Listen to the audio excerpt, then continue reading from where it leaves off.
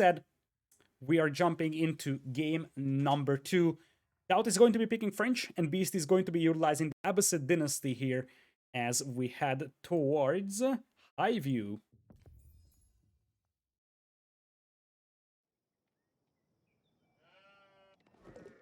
Alright, ladies and gentlemen, welcome to DauT's home map in this best of 3 in between DauT and the Beastyqt. The map is Highview. This was selected as DauT's home map. On the left side of the map, we'll have Beastyqt playing as the Abbasids in blue, and on the right side, you will have Lord DauT playing as the Red French. Opening up right away with the House of Wisdom is Beastyqt. This is a building that can be delayed a tiny bit. It really depends on when you want to build it. There isn't really a strict order. Most pro players say that when you build the House of Wisdom, depends on when you have some spare seconds to do it. So at some point you're gonna have to build it in Dark Age. It's not something that you have to rush, it's not something that you necessarily have to delay, but it is something that you do whenever you have a brief moment to do it. As you see, Beastie wants to move out to that gold mine, builds that House of Wisdom in the process, also dropping some beautiful trees near that gold mine. Meanwhile, on the other side, for DauT, he has opened with a second scout, so he's going to have a head start when it comes to collecting sheep. Beast is only playing with one scout for time being, only being trailed by one sheep though, so he isn't going to have a spectacular amount of food to work with unless he bumps into a couple more patches of sheep. And I struggle to find a lot more than that. There is 2 more sheep in this corner for him to grab, but aside from that, minimal amount of sheep is left on the map, so DauT has to be satisfied with the fact that he has gotten the majority of the sheep available on the map, especially given the fact that he's playing with the French, so he's likely going to play professional scouts build here. And when you grab all the sheep and you also have professional scouts, that puts your opponent into a pretty difficult position because there's just so limited amount of food for that player to work with. This being said, of course, the Abbasids do have a berry gathering bonus, so Beastie could go for that. But these berries are quite a bit exposed, so that's going to be a difficult one to maintain control of as well. As things stand, we're going to have DauT with a front gold mine. That's definitely not ideal for him. And speaking of not ideal, his backup gold mine is also quite a bit on the front. There's a third gold mine in the far right corner, but that's quite a bit exposed as well. So ultimately, I really feel like DauT's gold mines are just terrible, and this could be a weakness that Beastie could exploit.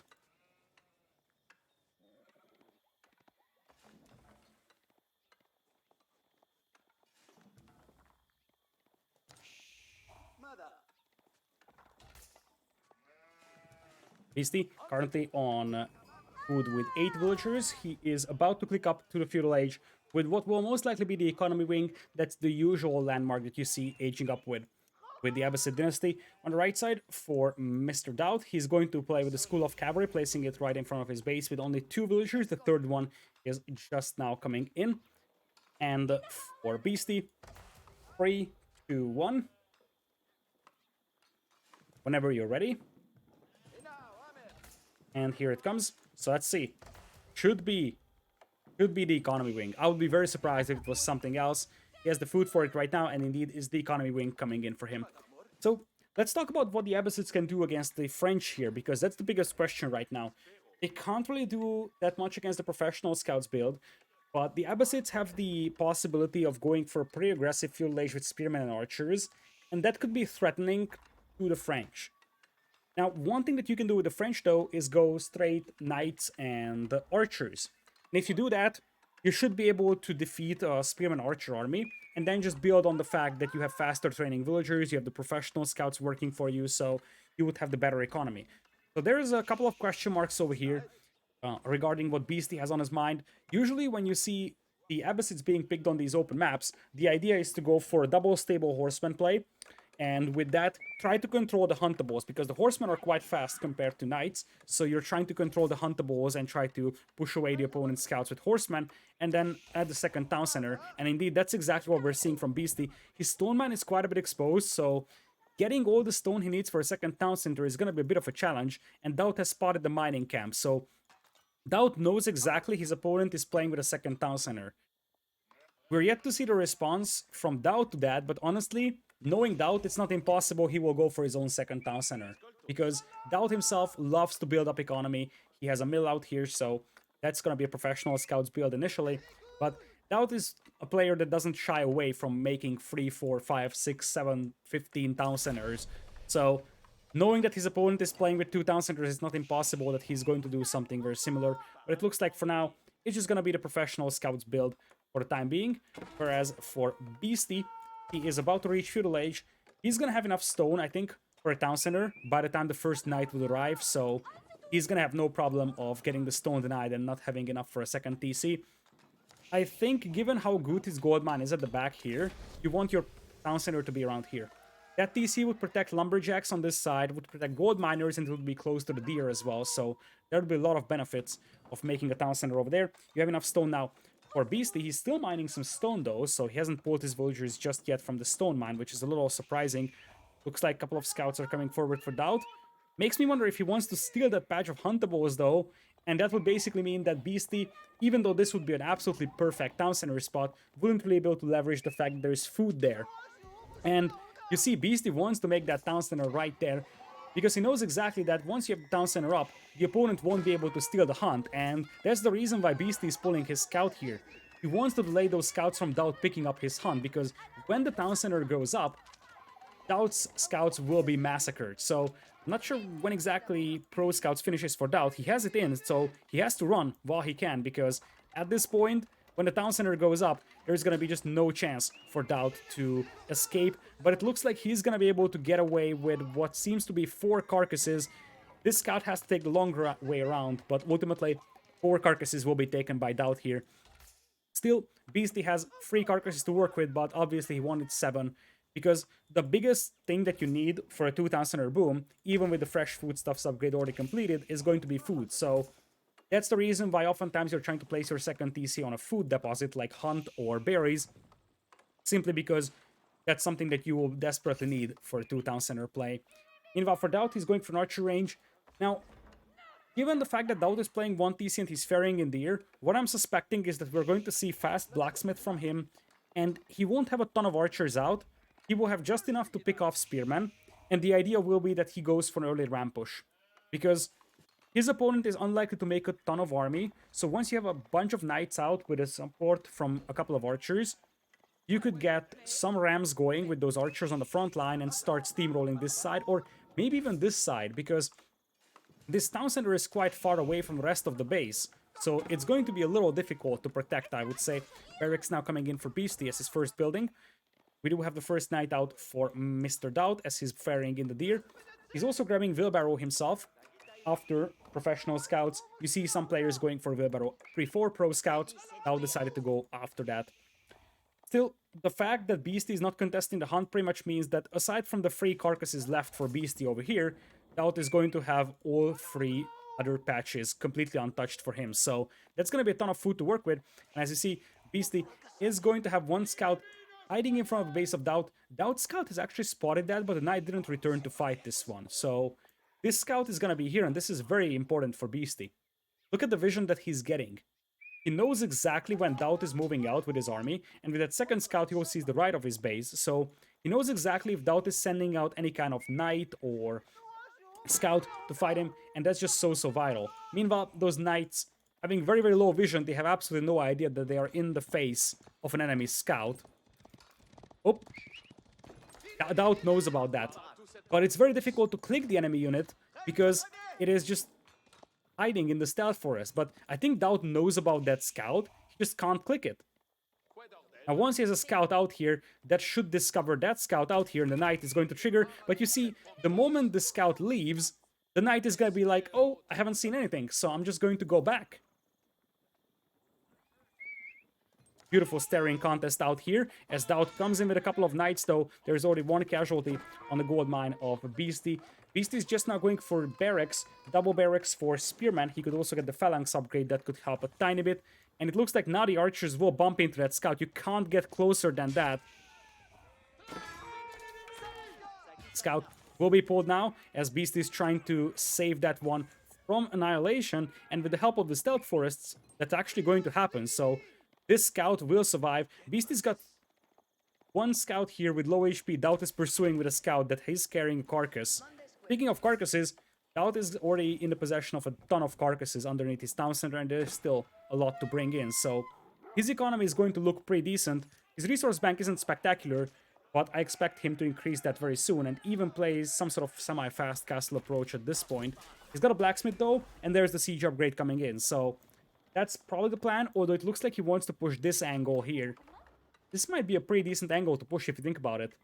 Because you have this gold mine exposed quite a bit over here, as we have a camel archer in for Beasty. Now, if he had the military wing and he had the camel support upgrade, that would do a lot more, because that would give armor to nearby infantry, including the spearmen and archers.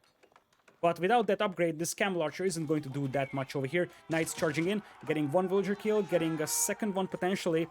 Nope, second villager survives, as a third one was damaged, but it wasn't focused down by the archers. Now it looks like DauT will have to take this fight over here, though, because he's being pursued by quite a lot of spearmen. And the spears actually are able to decimate those archer numbers, so this is a pretty good fight over here for Beasty. Behind this one, of course, Beasty is booming on 2 town centers, so his villager count should be slightly better than DauT's one. Indeed, 42 for Beasty, 40 for DauT. I think DauT isn't able to push this one in Feudal Age. So, for him, the best choice might be to go Castle and completely change things up here. Maybe even go for a second town center. I can justify that for DauT. And indeed, he's banking up a ton of resources. He has a fairly sizable force of archers, and he's still massing more. So, he's not going to give up completely on the pressure. But I think he's thinking about Castle Age at this point. Speaking of Castle Age, on the other side, you have minimal resources in the bank for Beasty, so unless he's aging up, which he most definitely isn't doing right now, he's pretty far away from Castle. You do have a couple of villagers out here for Beasty. He has to be careful not to have those villagers found, because if DauT finds those, that's gonna be a couple of easy kills. Now you see Beasty has spotted those knights heading towards those berry villagers, so he's going to call a retreat, and it looks like DauT won't be able to get any kills. Gotta love this wall here as well, that's going to limit the amount of movement DauT can have around the base of Beasty, so very nice map control for Beasty. One thing that I would love to see is some walls over here to prevent aggression to that gold mine. DauT getting pretty close to Castle Age. He's still a little low on gold, but you see he's no longer making knights, so he's just waiting for the gold. He can still afford to make archers like he's doing right now, because he's got the food and wood, just not the gold. At this point, knights will head to the north, and they did spot the mill here from Beasty. So if you're DauT, you probably keep one knight over here just to make sure that Beasty won't be able to access those berries, because the biggest problem right now for Beasty is that he's got limited map control, and you see he is yet to transition to farming eco. He only has a handful of farms right now, and Beasty knows exactly that he needs to get some sort of protection up for those berries, and he's going to do that in a very stylish fashion, going for all those walls around the berries. Might seem a little excessive, but in the long run, those walls will pay off. Spearmen will find the knights over here, and as things stand, most of those knights will have to retreat heavily damaged. But while the spearmen are up on the north, DauT is going to use that diversion to push this tower over here. Tower does have a weapon emplacement on it, spearmen now charging out on the archers. DauT behind this one is going into Castle Age as well with the guild hall. So not only is he putting up a lot of pressure in the face of Beasty, he's also doing quite a decent job when it comes to getting up to the next level, and that's exactly what we're seeing over here from him. Knights now will absorb a lot of arrow fire. I think you could justify garrisoning those archers into the ram now, because you don't want to lose them to the tower fire.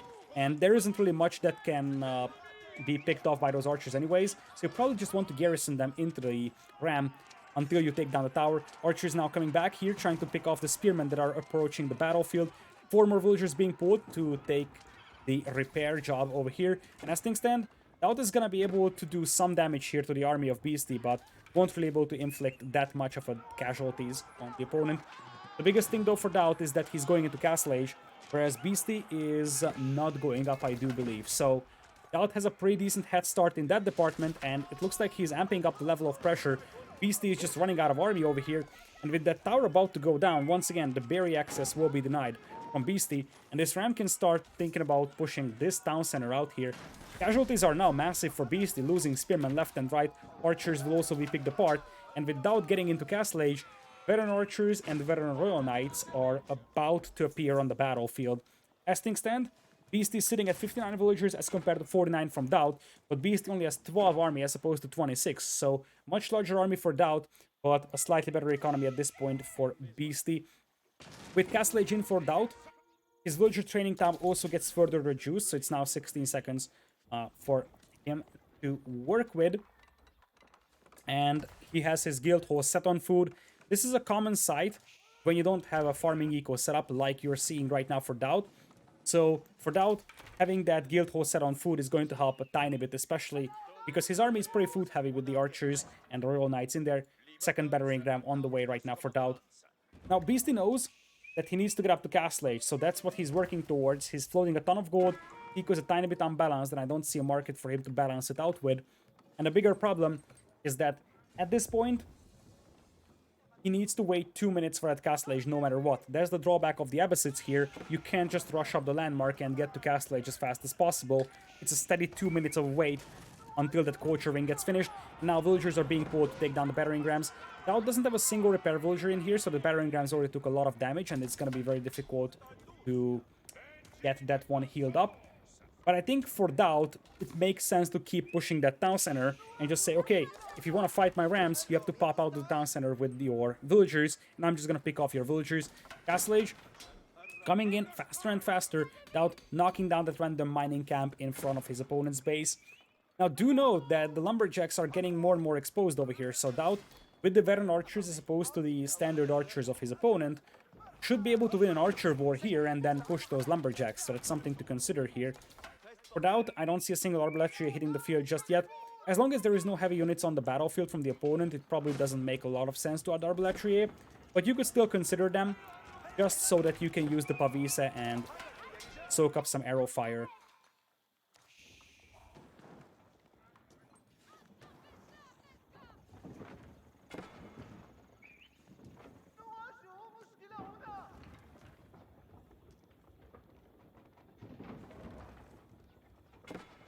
Rams coming in here for DauT. This is going to be 3 rams now, pushing the base of Beasty. Beasty's like 75% up to Castle Age here. Once he gets up, he still needs to grab a couple of upgrades though, so I'm still unsure if he's gonna be able to hold this push here, because DauT's got a pretty sizable technology advantage.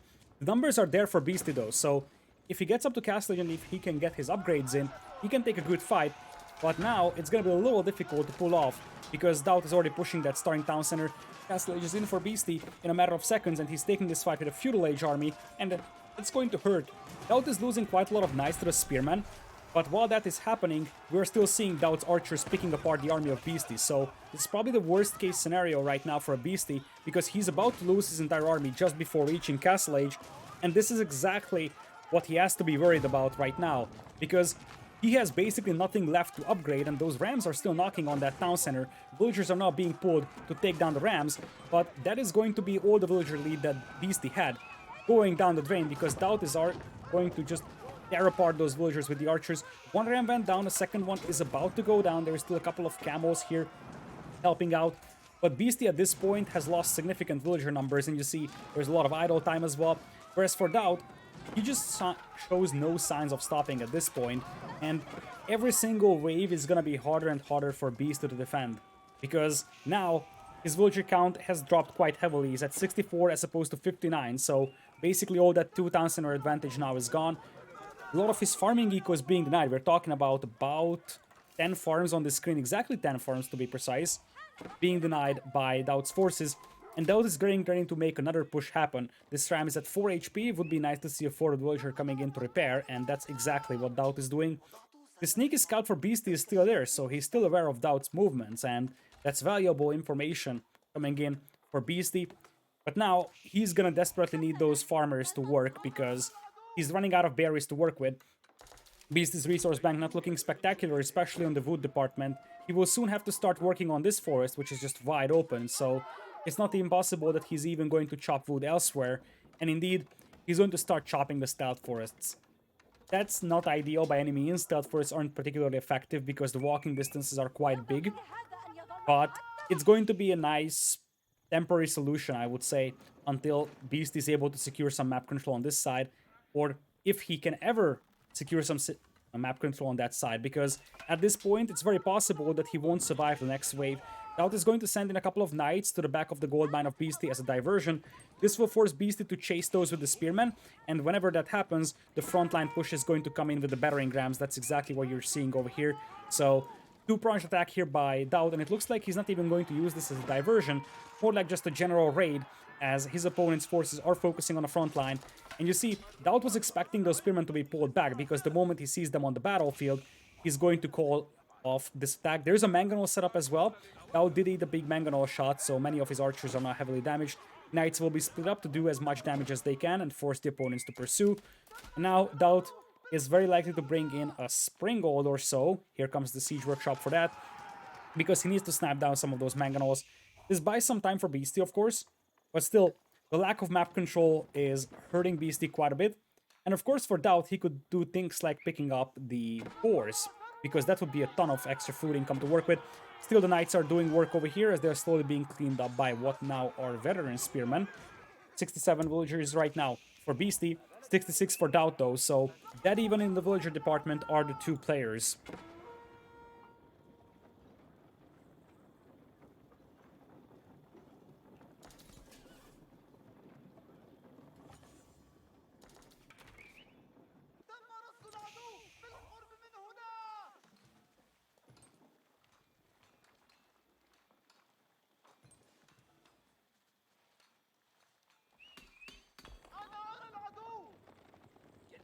Right now, DauT is regrouping for the time being. Many of his archers are heavily damaged due to the fact that he ate a big mangonel shot.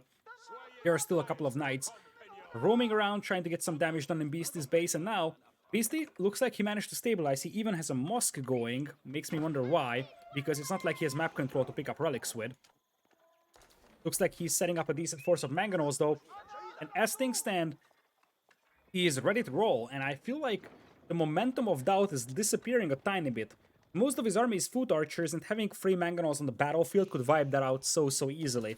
There is a couple of Springolds coming in from DauT, and Springolds doing increased bonus damage against the siege weapons and lower base damage actually makes them more effective against siege weapons than they used to be in the patch where they had more base attack but less anti-siege damage. So ultimately, this helps the Springolds against those mangonels quite a bit. Looks like DauT is going to try and get some raids going with the Knights, but those will bump into Spearmen. And DauT has something different on his mind.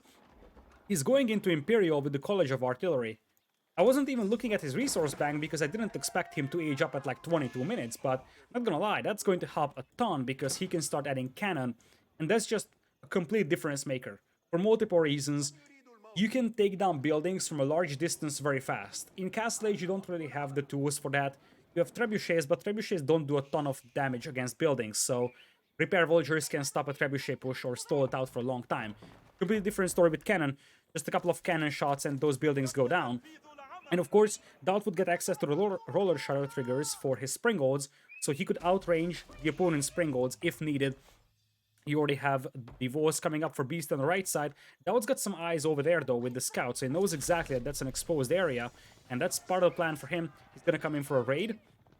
Imperial Age in for Mr. DauT, and let's see if you're seeing any kind of culverins or cannon coming in. Looks like there is none just yet. Given the fact that his opponent has so many archers, so many spearmen, Ro16 is also a reasonable unit to add. That unit is like one big shotgun.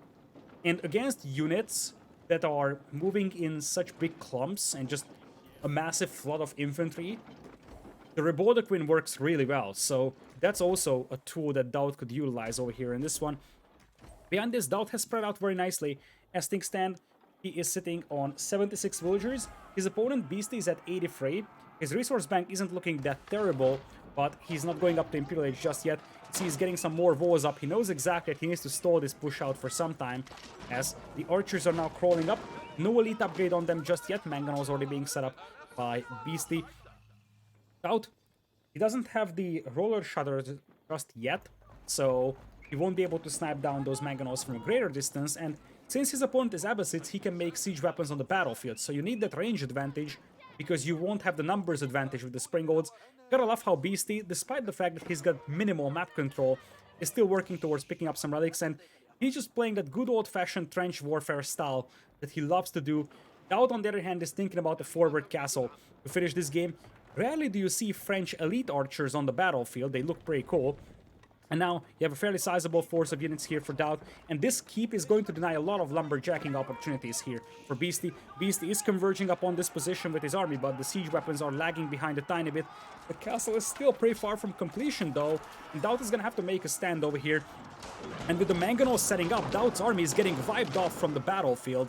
That was a terrible, terrible fight for DauT in the end. He wasn't expecting those siege weapons to come in that fast. First Mangonel is going to be taken down. The second mangonel might also fall, but DauT did lose all the villagers on that castle, and it looks like the third mangonel can once again set up. Wasn't the most effective fight ever for Beasty, but he manages to stall that castle out. Now, another good mangonel shot could wipe out DauT's archers from the battlefield. That's exactly what we're seeing over here, another 5 fall. And this was the textbook fight that Beasty had to take this game into a late game scenario. Looking at his resource bank, he's getting close to Imperial. And now, despite the fact that he was in Castle Age, those mangonels really made things happen. I feel like DauT needed either more Springolds or that extra range, maybe Royal Culverines to snipe down the opponent's siege weapons. Any of that would have worked, but I think that was a bit of a premature push for DauT because he didn't have the siege component to his army. And now for Beasty, I feel like it's a good decision to move out a tiny bit, secure a tiny bit more map control, but ultimately he needs to wait until Imperial Age to get this push going. Some stone walls could be a nice idea from him as well, because DauT would probably think about amping up the raiding once we get deeper and deeper into this game. Military Wing is the building of choice for Beasty to age up to Imperial, so Trade Wing, not a thing for him. And obviously, when you're going to Imperial Age, the Military Wing is something you can completely justify because the boot camp upgrade is going to give a ton of extra HP for your infantry, including both your archers, your spearmen, and your men-at-arms. And of course, you can get the camel support upgrade as well, which is going to help nearby infantry units. You see Beasty is coming in with some more walls. This is his typical playstyle. He's the one player that loves to wall so much. And this is just so typical Beasty. Slowly crawling up and just fortifying every single position that he secures with some walls. Usually those are stone walls. For now they're palisades, but I wouldn't be surprised to see him going for some stone walls in the future. And this is something that very few players do. Most of them are just like, okay, I'm counterattacking, I'm just gonna move up with my forces. But what Beasty also does is fortify these positions with these walls out here. DauT now has elite Royal Knights, so he still trusts in the war machine of the French, and now he's got a cannon as well. It's a little risky for Beasty, I think, to move in with his Castle Age army, unless the mangonels are doing a ton of work, and that single volley of mangonel fire just decimated the archer numbers of DauT. And with DauT losing what seems to be the only siege workshop on the battlefield, him being able to add siege weapons is no longer a possibility. So this is a full Castle Age push versus what is a fully upgraded Imperial Age army soon. Another volley of mangonel fire will just take down so many archers. And now DauT is scrambling for defense, because without the archers, he's gonna have a tough time dealing with those spearmen that I do assume already have phalanx. Mangonels once again setting up here, another volley comes out, and DauT is going to eat another volley of mangonel fire, just losing way too many archers to those mangonels. If you look at the KD, it's dead even, but I feel like most of that is coming from the fact that DauT has been killing Beasty at the beginning of the game, but then the mangonels just shred the army of DauT. And now Beasty's up to Imperial, so elite spearmen can be a thing. Composite bows can be a thing, one of the most underappreciated upgrades of the Abbasids over here. Hand cannons could potentially work as DauT is looking to launch a counterattack. This is why Beasty loves to wall himself, because he knows exactly that these counterattacks can be negated or minimized by getting some walls up. He's gonna have some spearmen chasing these, so I don't think that he has to sweat this one too much. Many of those knights are heavily damaged at this point. On the right side, we do have a couple of spearmen raiding DauT. As we look at the economies, Beast is at 105 with the villagers, DauT is only at 77. But I think the population numbers are a lot more concerning for DauT right now. 200 pop for Beasty, 118 only for DauT. Now, this, given the fact that DauT has some very valuable units on the battlefield, might not be the end of the world. So the army value is still pretty decent for DauT, because those Royal Knights are obviously worth a lot more than one population. Still, at the end of the day, it is 200 pop versus 118, so unless those Royal Knights can make something happen, supported by those archers, you're in trouble if you're DauT, and this is match point. The winner gets into the top 8 of EGC Winter Series Free.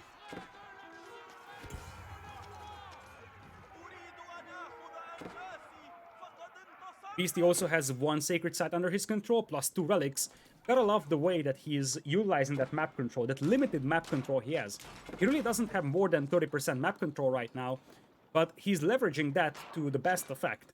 Grabbing the sacred site, grabbing the relics, and those are small differences, but those differences could win you games. On the right side, it looks like this tower is going to get torched down, so DauT's vision on the right side is going to be removed. and it looks like DauT is setting up multiple keeps near this forward position from Beastyqt. One thing that Beastyqt doesn't have a ton of is going to be gold, so he's trying to fight for this gold mine as long as possible.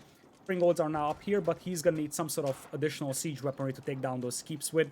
He also made some arrow slits on these towers. Meanwhile, for DauT, he's grabbing the cannon emplacement on the tower, still missing the boiling oil. But with those castles nearby now, he could utilize the fact that he has a discount on military units nearby. So we should see some stables being built near these keeps. Notably, DauT is floating 2.4k stone, so he could get quite a lot of castles all around the map if he wants to. But for the time being, he's just stacking that up. And on the other side, Beast is also floating dozens of resources. Part of the reason why is because he's 200 population, so he can't really make more units. Best thing he can do is grab upgrades. Speaking of upgrades, though, there is not a single cannon emplacement on these keeps. In fact, boiling oil is the first choice for Beastyqt. DauT was looking to take that castle down with a bombard, but that's going to be sniped down by the springgolds of Beastyqt. Now he's got 12 range on them as well, so he has the Imperial Age upgrades. And we are seeing more and more siege workshops coming in. Also grabbing the mangonel upgrade. Looking at the archer range upgrades for a brief moment.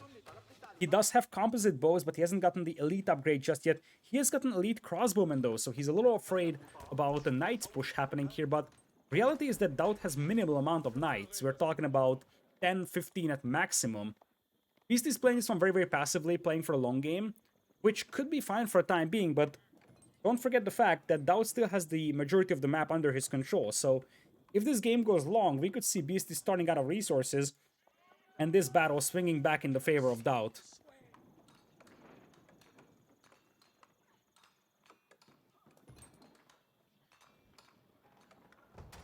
Looks like DauT is thinking about something different. He's looking to push this left side, and since these are still palisades, you can think about 15-20 knights breaking through the palisades and then just running into the opponent's eco. So I would not be surprised to see Beastyqt getting some stone walls going at this point. That castle has been doing work for Beastyqt, by the way, has been killing quite a lot of archers, and now it's taking down this tower. You have a cannon out here already for DauT's castle, but it doesn't have boiling oil at this point. Speaking of boiling oil, this poor knight actually got killed over there. A couple of knights came in from DauT, and now you have a bombard as well. This is where things are getting ugly for DauT, because he's got his own cannon as well, but he doesn't have springgolds to snipe down the opponent's cannon. So Beastyqt could have taken that bombard down with his springgolds. Looks like Beastyqt isn't paying attention though, so he's going to lose his bombard. That wasn't ideal at all. Now he's gonna have to crawl up with his springgolds to try and snipe down that cannon. He could have taken that down a little faster like this, and then he can keep his own bombard alive and start knocking down DauT's castle. DauT is repairing that forward position as much as possible. A couple of units on the right side by Beastyqt coming in for a raid, but not doing that much. DauT also sitting on one sacred site. I think he also has some relics, right? He should. Yep, he has 2 relics, so sacred site department and the relic department dead even between the 2 players. There is one unclaimed relic on the left side that DauT actually wants to go for.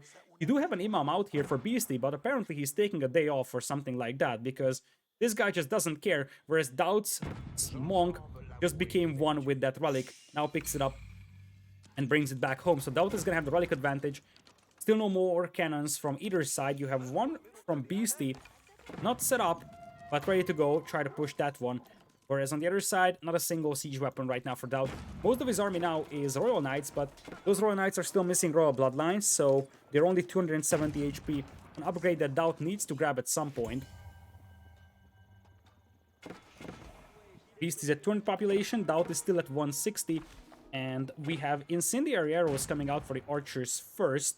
Still no Royal Bloodlines though, which is a little surprising. It's an expensive technology, especially for DauT, who's got limited amount of gold, but that is basically the make or break upgrade for those Royal Knights, because that makes them so much more powerful. Extra 35% HP is something that is just massive.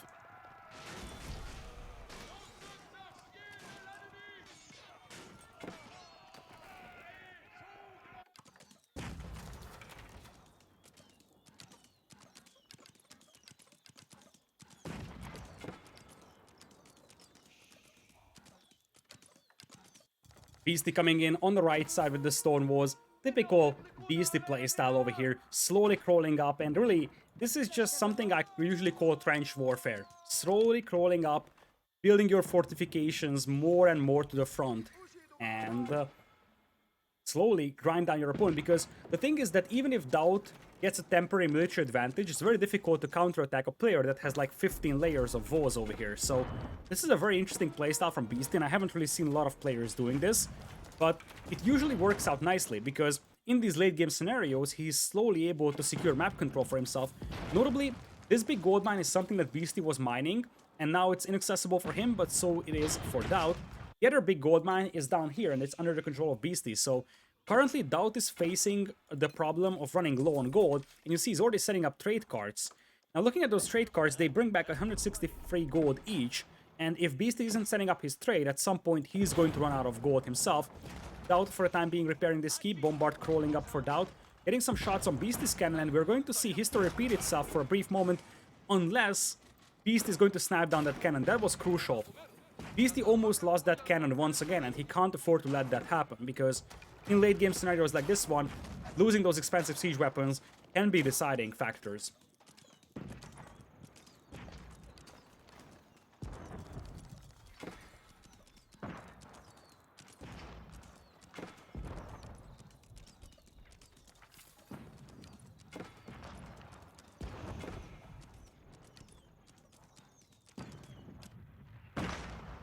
Bombard's now shelling the castle of DauT over here. As you see, DauT already is mixing in quite a lot of horsemen to his forces because he's realizing that he simply won't have gold for those Royal Knights. I still believe that despite the fact that Royal Knights or Royal Bloodlines is going to be a very expensive upgrade for you, that's something that you gotta grab. DauT now making a decision on pushing in. A couple of mangonel shots came in here from the right side, so those knights are already heavily damaged over here, and another volley comes out. Mangonels aren't necessarily associated with the ability to destroy knights, but when you have 3 of them and the knights aren't really attacking back, you can already do a lot of damage to them. Ultimately, most of the knights will make it out alive, and with chivalry they will get healed up. But some losses were there, and you see now Beastyqt is going to realize that, okay, I need to stonewall the left side as well. Oh boy. This must be so annoying to play against if you think about it. Just multiple layers of walls to fight against, and he's slowly crawling up.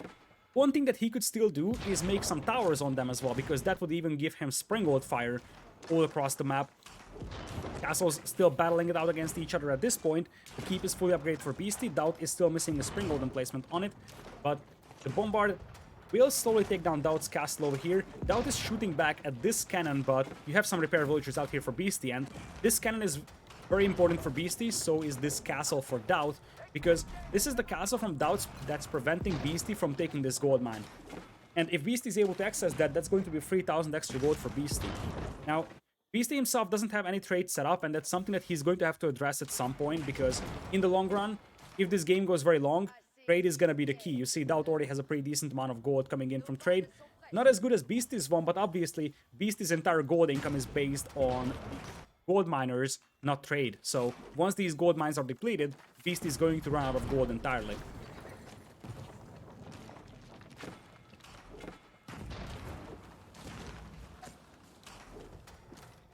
Tithe Barnes coming in here for DauT. That's a tiny little touch to his relic gold income. That's going to help a tiny bit when it comes to gathering resources from the relics. You see, he's getting food, wood, and stone as well from the relics. Especially the stone trickle is very nice. Food, not so impactful late game when you have like 30, 40, 50 farmers, as DauT is running past those stone walls, aiming to break into the base of Beastyqt over here. Beastyqt does have stone fortifications all the way to the right side, but at this point, this might be a trap.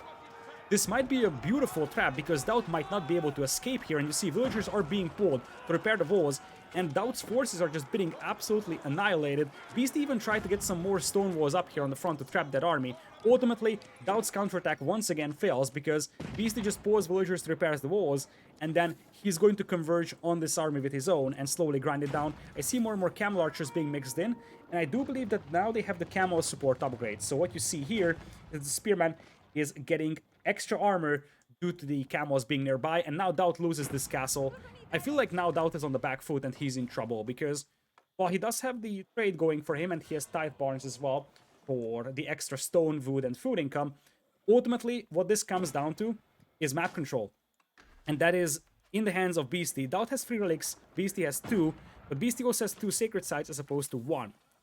Now, as I mentioned, that stone trickle is very nice, though, from the relics, because in the long run, you're going to be depleting the stone mines, so being able to get some more fortifications going basically having an infinite source of stone is quite valuable.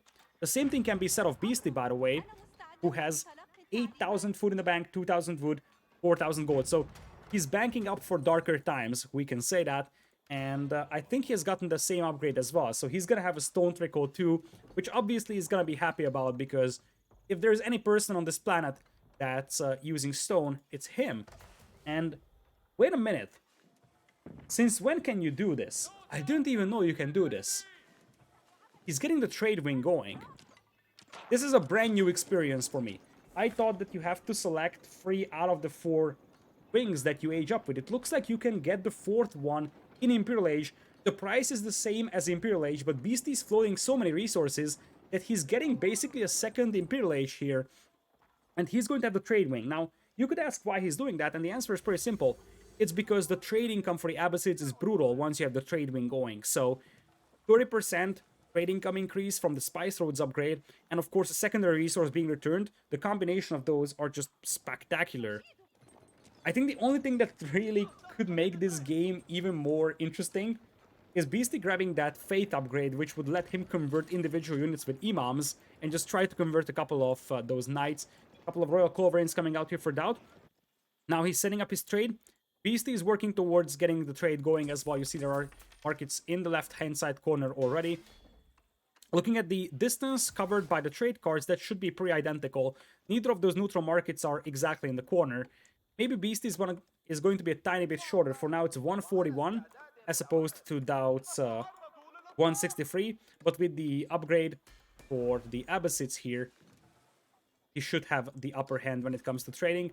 In the middle, everybody is still playing a little too passive, but I think DauT is preparing a big push. The problem for DauT is that it doesn't have siege. So even if it defeats this army, he's bumping into fortifications, and now Beasty is pulling up the Mangonels. Mangonels getting some nice shots out. You only have one Royal Culverin. That can pretty much one-shot Mangonels, if I'm not mistaken. But when you have this much army on the battlefield for Beasty, getting those shots in there is going to be difficult. There's a cannon setting up. First couple of shots hitting that keep having a ton of HP now with all those upgrades in. Now Beasty is going to unleash death and destruction. Mangonels setting up as well. And those Mangonels are getting some beautiful hits on top of DauT's army. This was the story for the entire game. Mangonels decimating DauT's archer numbers. The second volley is not coming out because the Mangonels do reposition themselves due to the bombards and the Culverins sniping them down. In fact, most Mangonels did go down, so DauT's archers are still alive out here, but many of them are heavily damaged. Still, pretty decent engagement over here for DauT, but ultimately we'll end up with what is likely to be an even trade, and an even trade is something that Beasty has to be satisfied with at this point. This being said, there is still 180 population for Beasty, DauT at 174, so DauT is slowly evening this out, and you cannot help but wonder if Beasty should delete some villagers here at this point. Because he's floating so much food and gold, but he needs more army on the battlefield. You simply don't see army from him. You see a ragtagged army of 14 archers, 5 spearmen, 4 camels. That's not much if you compare it to what DauT has. So I feel like DauT is using up his population space a little more effectively. He does have 60 villagers going for him. Or excuse me, 117 villagers. That should include the trade cards as well, because if you look at these numbers, these don't add up to 117. So it's 117 with trade cards included. But you see, DauT, he's around 90 villagers or so. Beasty has a lot more, and Beasty is also adding trade cards, so Beasty needs to start deleting some villagers, replace them with army and trade cards, especially with the resource bank he has. He is not in the need of 120 eco population at all. A couple of cannon shots come in here, and that's going to destroy some weaponry here from Beasty. Now the Knights are charging in. DauT has the Royal Bloodlines upgrade, so those Knights are fully upgraded now. Spearmen coming in, but once again, the lack of numbers is something that haunts the army of Beasty here a tiny bit. The gold efficiency, though, is something to consider. Remember that DauT's gold income, while it is still 2,000 gold per minute, you can't afford to start losing knights like this one, because it is a lot easier to replenish the army for Beasty than it is to replenish it for DauT. Most of those Royal Knights are getting cleaned up. Beasty still has these 2 castles live over here, and now he's looking to make a push on the right side. Still steady 200 population as opposed to DauT having 179. Meanwhile, you also have some Spearman, the Camel Archer, moving in here to the eco of DauT. Camel Archers are exceptionally good raiding units because it's very difficult to clean them up, and they can just, especially if you have a lot of them, they can just one-shot trade cards and just keep running inside the trade. Spearman now crawling up as well for Beasty, and now he's shelling that other keep That's keep number 2 out of 3 for DauT. That's preventing Beasty from steamrolling his base. Bit of a mismicro here by Beasty with that cannon, but he's gonna take down 1 keep over here. Now I feel like he's realizing that the best way to play this one might be just to flood DauT with units. And you see, slowly but surely DauT is killing this army here. And now the army numbers are dead even. But once again, DauT did lose a castle, whereas all Beasty lost was just a handful of units. Beasty's grind here is super, super slow. So this is one of the slowest gameplay that we have seen. Very, very careful, very considerate of his moves. Ultimately, he is still leading in this game, but he has to be careful because long games often give a chance for the opponent to recover. And you see, there is already a royal cannon coming out for DauT to start knocking that castle down. And as much as DauT did lose a castle himself, now there is going to be a castle lost by Beasty. I'm somewhat surprised that we're not seeing any anti-archer unit right now from Beasty though.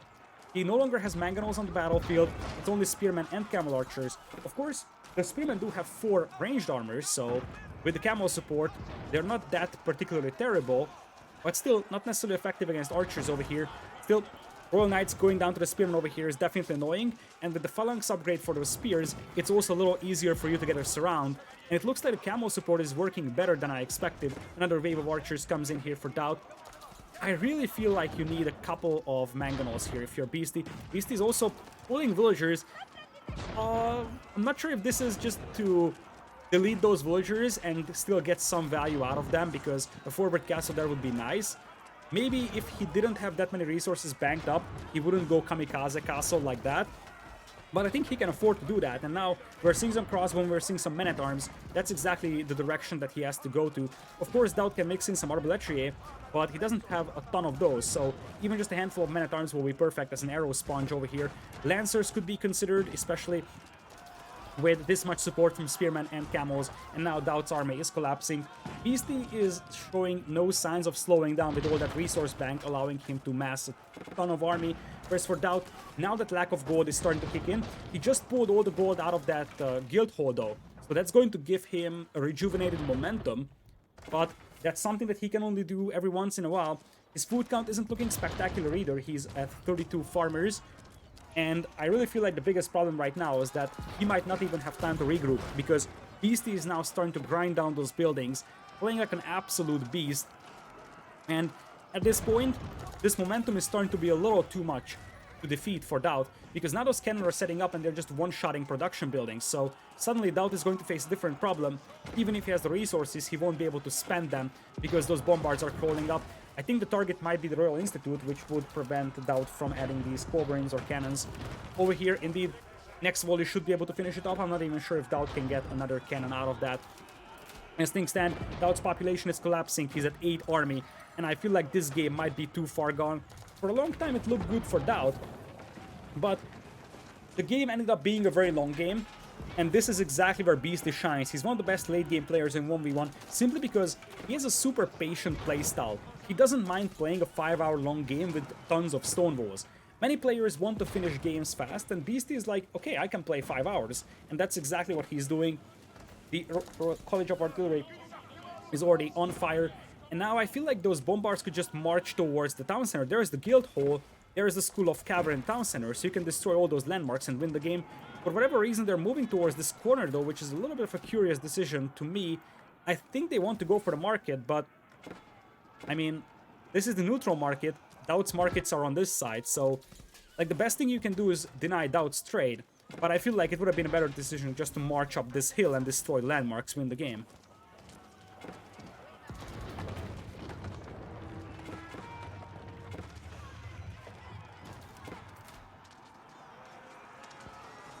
Now, Beasty is going to start slaughtering DauT's eco, and you see the population of DauT is just dropping at a very, very rapid pace. He's at 30 armies, so he managed to regroup a tiny bit, but I feel like now the biggest problem for him is that by the time he regroups with his army, his entire trade is going to collapse, and once the trade is collapsed, he won't be able to get Royal Knights on the field, and from that point on, you can start thinking about different units as well for Beasty, because Beasty's got a ton of gold.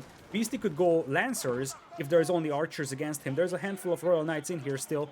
But, of course, with that many spearmen with phalanx, camel support, this is a difficult fight for DauT to take. And those poor traders are getting caught in the crossfire. DauT is struggling with population now. Beasty is just stuck at 200. And his resource bank is so big that at this point, I just don't see his momentum running out here. He can just keep flooding units in here. You see there is already a next batch coming in. In fact, these cannon are just disturbingly idle at this point.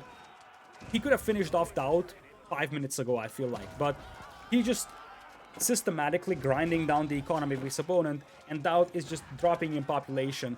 You see, this is the entire farming eco of DauT, by the way, so even though now that DauT has gold, he won't be able to make the overwhelming majority of the units, simply because he doesn't have food. So all these meals, all these farms being denied is just another nail in the coffin, and with that, Beastyqt would move on to the top 8, defeating DauT here. DauT had a good series today, so he has gotten to the top 16 here, and he played really well against Beastyqt, but now Beastyqt is slowly grinding him down.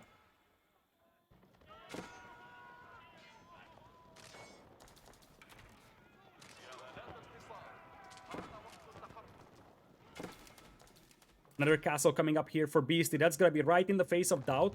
And when this castle is made, any archer that pops out of these archer ranges will be immediately destroyed by the keep. So look at that, it's even 2 keeps here. One of those might actually die to that royal cannon out here. But DauT is so busy taking this fight that he's pulling all his forces to the north. DauT is up to 61 army, 73 eco only for him. If you get multiple castles in here, and now the next wave is coming in from Beastyqt, and that's heading towards the College of Artillery, the Guild Hall, the School of Cavalry, the Town Center. I think if Beastyqt wants to, he can finish this game in the next 30 seconds. 4 bombards set it up over here. 1, 2, 3 buildings. And you see he's crawling up into the base of DauT. DauT is still struggling with population at this point, and I feel like DauT's resignal is imminent. Beastyqt grinding down his opponent in what was a spectacular 50-minute long game. Slow and steady wins the race, as the saying goes, because this is exactly what Beastyqt did. Very, very slow and patient gameplay, really not risking anything, and just slowly grinding down the opponent. Now you got multiple castles in here, and finally the bombards are setting up to take down those landmarks. So with the School of Cavalry being over here, Town Center over here, and College of Artillery and Guild Hall being right next to that castle, all of those would go down anyways. DauT sees no other chance of redeeming himself, and with that, Beastyqt grinds down his opponent and ends this series in a 2-0 fashion. Looking at that number graph, this is probably what makes this very interesting, because those fights that were taken before the Imperial Age of Beastyqt, and those were mostly archers getting killed by the mangonels, those are the ones that swing it in the favor of Beastyqt. You see, these drops, these were all mangonel shots. Same thing for this one, and those volleys of mangonel fire is probably what saved the game for Beastyqt. Ultimately, of course, way better economy, because his eco was untouched for the last 30 minutes or so. But mid-game, those mangonel shots were the ones that salvaged battles for him, and he was up against an Imperial Age player. You see, he has reached the Imperial Age at something like 40, not 40, but 35 or so minutes. He was playing a solid 5, 6, 7, 8 minutes against an Imperial Age player being in Castle Age, and he still was able to take good fights. Ultimately, grinding down DauT, that is exactly the definition of this graph that you see over here. Beastyqt moves in